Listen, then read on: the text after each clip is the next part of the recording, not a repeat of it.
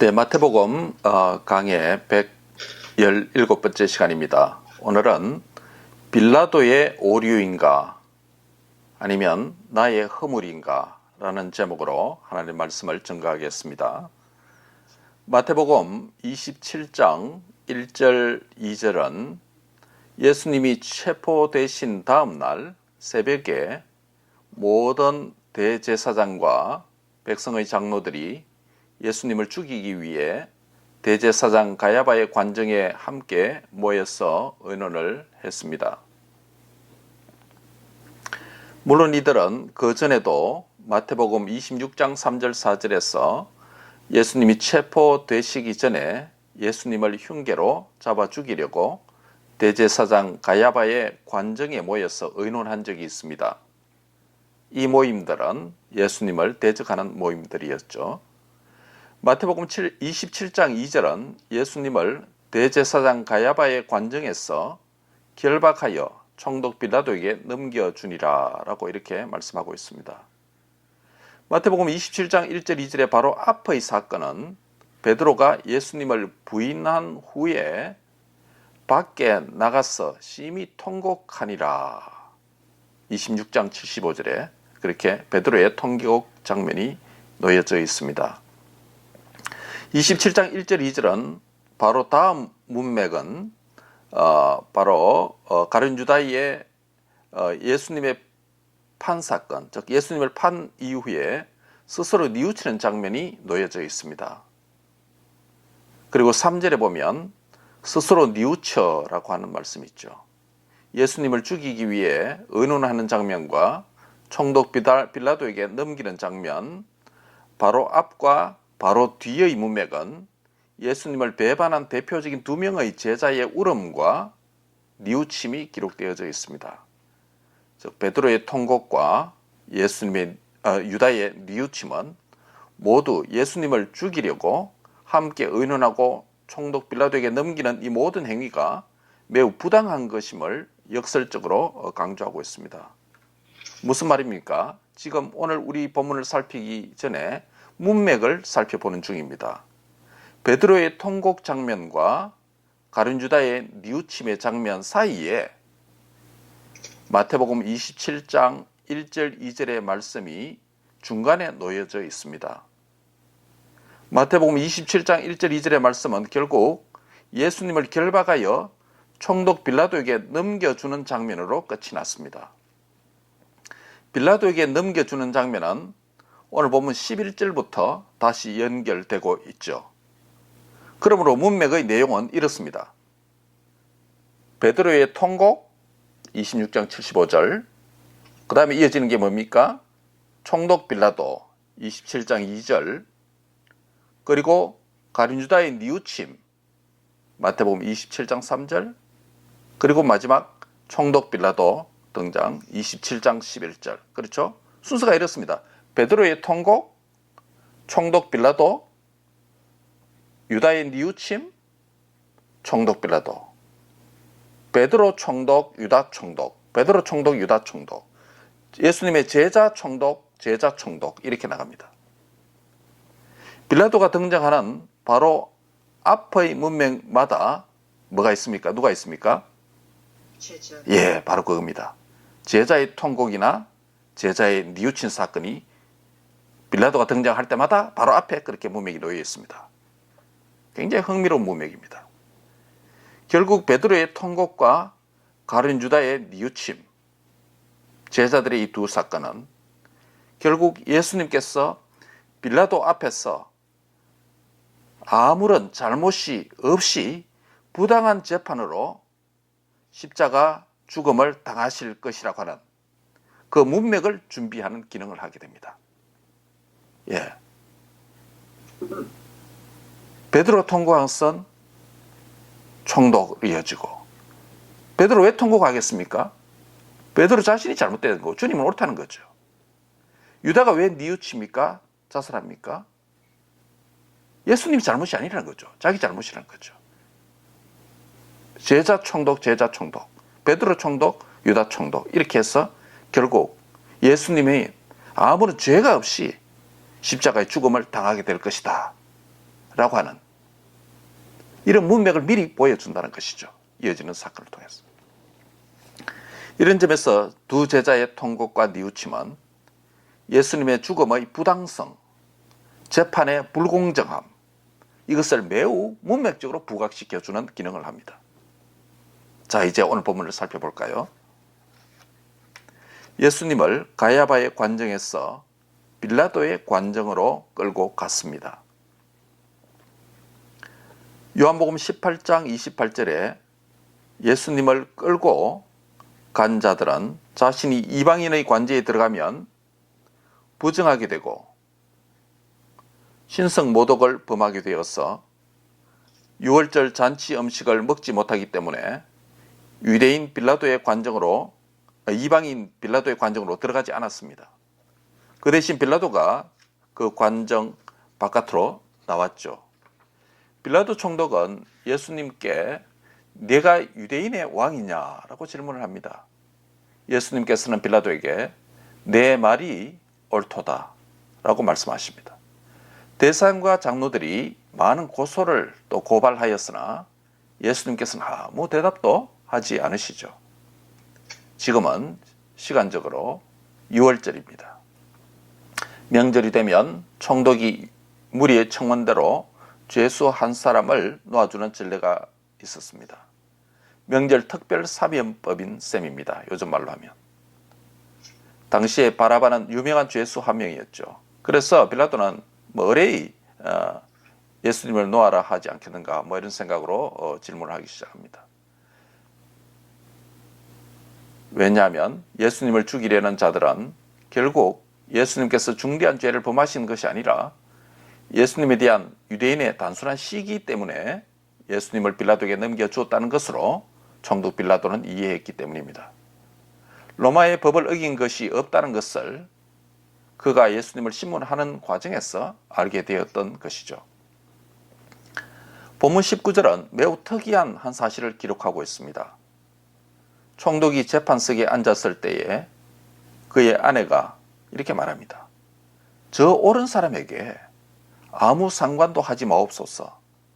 오늘 꿈에 내가 그 사람으로 인해서 애를 많이 태웠나이다 라는 말을 사람을 시켜서 빌라도의 관정에 있는 남편에게 전언을 했습니다. 빌라도의 아내의 꿈은 예수님이 옳은 사람, 곧 의인이라고 그렇게 증거를 하고 있습니다. 이런 내용이 어떤 과정을 통해서 오늘 우리가 읽는 이 성경에 기록되었는지 정확하게 알려지지는 않습니다. 그러나 아마 후에 빌라도나 그의 아내가 말한 것을 가까이 곁에서 들은 자들에 의해서 전해져서 마침내 복음서 저자들에게, 특별히 마태에게 전달되어서 그렇게 알려진 것으로 보여집니다. 여기서 우리는 예수님의 무죄함에 대한 두 종류의 증거를 보게 됩니다.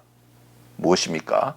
하나는 예수님의 제자 그룹 내에서 일어난 증거이며 또 다른 하나는 로마 권력의 심장부에서 일어난 증거입니다. 먼저 예수님의 제자 그룹 내에서 일어난 증거가 무엇이었습니까? 앞서 문맥에서 말씀드린 대로 베드로의 통곡과 가룟 유다의 뉘우침입니다. 이 사실들은 결국 예수님께서 무죄하다는 것을 제자들의 뉘우침과 또 통곡과 자살을 통해서 역설적으로 보여준 증거가 되는 것이죠. 문맥의 순서는 빌라도가 등장하는 본문 바로 앞마다 제자의 통곡, 제자의 뉘우침 사건을 배치해서 기록했는데 이러한 문맥적 순서는 예수님의 무죄를 역설적으로 문맥을 통해서 증거하는 탁월한 기법이라고 할 수 있겠습니다. 그리고 예수님의 제자 그룹 밖에서 일어난 증거는 무엇입니까? 그것은 로마 권력의 심장부에서 일어났는데 그 증거가 무엇입니까? 로마 총독 빌라도와 그의 아내의 증거입니다. 예수님에 대한 로마 총독 빌라도의 신문은 예수님이 아무 죄가 없다는 것이 총독이 직접 신문함을 통해서 드러난 증거입니다. 그리고 이어서 판결을 내리기 직전에 빌라도의 아내의 꿈에 나타나는 예수님에 대한 옳은 사람, 곧 의인이라고 하는 이 증거는 로마 권력의 심장부에서 일어난 또 다른 증거입니다. 총독 빌라도의 증거가 합법적이고 재판을 통한 공적인 증거라면 그의 아내의 증거는 주관적이고 일종의 계시적인 증거인 셈입니다. 결국 이 네 가지 증거들은 모두가 하나가 되어서 입체적으로 코러스를 이루면서 오직 한 가지 사실, 곧 예수님은 죄가 없다, 예수님은 무죄이다 라는 것, 이 사실만 증거하고 있을 따름입니다. 네 가지 증거가 통합해서. 본문 20절에 대제사장들과 장로들은 무리를 권하여 바라바를 풀어주고 예수님을 죽이자라는 말을 하도록 유도했습니다. 빌라도는 이렇게 말합니다. 그러면 그리스도를 하는 예수를 내가 어떻게 하랴? 라고 말하자 일제히 그들은 십자가에 못 박혀야 하겠나이다 라고 한 목소리로 소리쳤습니다. 빌라도는 그가 대체 무슨 악을 행하였느냐 라고 질문하자 군중들은 동문서답식으로 한 걸음 더 나가서 더욱 큰 소리를 질렀어. 십자가에 못 박혀야 하겠나이다 라고 또 외칩니다. 본문 24절에 바로 그때 빌라도는 아무런 성과도 없이 밀란이 날까 우려하였던 것입니다. 그러면서 그는 특이한 한 행동을 합니다. 무리 앞에서 물을 가져다가 자신의 손을 씻었습니다. 이것은 자신이 무죄하고 정결하다라는 것을 마치 정결 예식처럼 상징적으로 표현을 하고 있습니다. 그러면서 빌라도는 그 정결 예식에 따라서 말을 합니다. 어떤 멘트를 합니까? 이 사람의 피에 대하여 나는 무죄하니 너희가 당하라 라고 공적으로 선언을 합니다. 그러자 군중들은 그 피를 우리와 우리 자손들에게 돌릴지어다. 그 피가 뭡니까? 예수님 죽인 피 아닙니까? 우리와 우리 자손들에게 돌릴지어다 라고 아주 무서운 말을 합니다. 이 말의 의미도 무슨 말인지도 모르고. 그래서 바라바는 결국 놓아주고 예수님은 채찍질 하여서 십자가에 못 박히게 넘겨주는 어처구니 없는 일을 빌라도가 범하고 말았던 것입니다. 그럼에도 불구하고 본디오 빌라도의 행위에서 그는 예수님을 십자가에 못 박은 일에 대한 그 책임에서 빌라도는 자유로울 수가 없습니다. 자신도 예수님을 직접 신문하여서 죄가 없다는 것을 직접 확인했고 심지어 자기 아내의 꿈 이야기에서 예수님은 옳은 사람이란 증거를 계시 형태로 들었습니다. 그리고 가룟 유다도 그의 책임에서 자유로울 수 없죠. 그는 뉘우쳤지만 죽어 자살했기에 베드로와 달리 예수님께 돌아가는 온전한 회개와 믿음의 기회를 얻는 것에 실패했습니다. 이런 점에서 베드로는 시험을 당한 시련자라고 부른다면, 시련을 당하는 자라고 부른다면 본디오 빌라도와 가룟 유다는 실패자라고 할 수 있습니다. 시련자는 회개하여 돌아와서 회복되면 되지만 빌라도와 가룟 유다 같은 이러한 실패자는 역사 속에서 영원한 오명을 갖게 됩니다. 가룟 유다는 예수님을 판자라고 기록에 남겼고 본디오 빌라도는 사도신경에서 기독교의 최고의 신앙 고백인 사도신경에서 본디오 빌라도에게 고난을 받으사 십자가에 못 박혀 죽으시고 라는 이 기록을 남겼어 오고 오는 모든 세대의 그리스도인의 입술로 기억하면서 고백하도록 했습니다. 말씀을 정리합니다. 예수님께서는 부당한 재판을 받으셨습니다. 불공정한 재판을 받았습니다. 거짓 증거들과 음모가 가득한 재판을 받아서 십자가의 형벌을 받았습니다. 빌라도는 이 일에 대한 직접적 책임이 있습니다. 앞서 말씀드린 대로 빌라도에 대하여는 오고 오는 모든 크리스찬들이 사도신경을 고백할 때에 본디오 빌라도에게 고난을 받으사라는 대목을 통해 신앙 고백문을 통해서 기억되는 오명을 가지고 있습니다. 가룟 유다 역시 처음에는 12 중의 하나라고 하는 영광스러운 이름을 받았으나 그는 예수를 판자 판유다라는 오명을 오고 오는 세대에 정경에 기록된 채로 전승되고 있는 것입니다. 역사적으로 본디오 빌라도와 가룟 유다는 예수님을 죽이는 일에 직접 가담한 인물임에 틀림없습니다. 역사적 사실입니다. 히스토리컬 팩트입니다. 이들은 역사적인 죄인들입니다. 그러나 구원 역사적으로는 빌라도와 가룟 유다의 잘못 때문이 아니라 예수님의 십자가 죽음은 저와 여러분의 허물과 죄 때문이었습니다. 나는 가룟 유다나 본디오 빌라도처럼 역사적인 죄인은 아닐지라도 구속 역사적인 죄인입니다.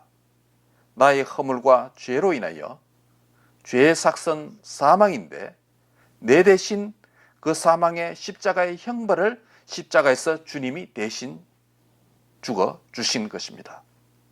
주님의 죽으심 때문에 나를 불의에서 의로 옮겨 주셨습니다. 사망에서 생명으로 옮겼습니다.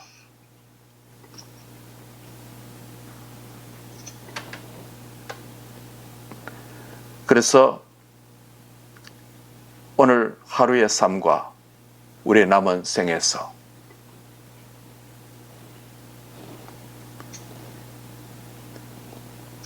죄인된 우리를 십자가 형벌로 하나님과 화목케 해 주셨으니 의인으로서 의로운 삶을 통해서 하나님께 영광 돌리는 저와 여러분의 삶이 되시기를 바랍니다. 죄를 미워하고 선을 행하는 구속받은 성도로서 살아가는 복된 삶이 되시기를 주의 이름으로 축복합니다.